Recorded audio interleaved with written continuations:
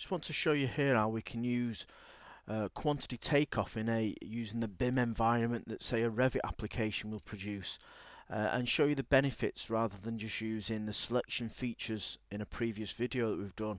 How you don't have to select all the quantities because the information that you're drawing in that BIM environment is far more intelligent. So as you can see here, I'm now going to just open this demo model here. And this was a Revit model, and I've just exported it out as a DWFX file and brought that straight into quantity takeoff, like so. But you can see I've actually got no categories set up this time because I've used a blank catalogue to bring the information in. But what we have got is the model information. Now this is obviously where the elements and that are brought through from the Revit application, and all the components drawn in here are actually pre-populating this information. But what I can do is if I just select all them and just right click and do take off, it's actually going to strip out all the components that's making this model and now populate our takeoff properties here. Now you can see that actually some of them are pre-populated already.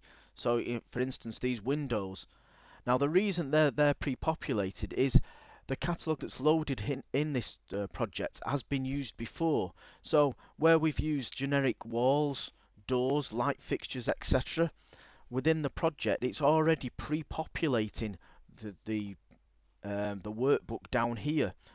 So as you can see, the more times you use QTO and bring your information models into it, the more it starts to populate. It's, for instance, like the furniture itself. You know, like here, if we look at the chairs, for example, you can see it's not in the workbook because they're undefined. As soon as we say, right, we want counts on these, you can see now furniture's down here, and there's the chairs, and we're actually beginning to count the quantities within that model. For example, again, we've not actually got any structural foundations listed. So again, let's have a look what we've been able to get out of the model, and there's the foundation detail. So again, we may want to do areas on them because it'll strip the area of concrete required for them foundations, etc. And you can see as we've done that, it's again populated that information down here. Yeah, and it's bringing information through that's already existing in the model itself. So this is the basis that you start bringing this information through and start assigning things to it. So for example, if we looked at just the windows, as you can see, we've actually got 3 different window types.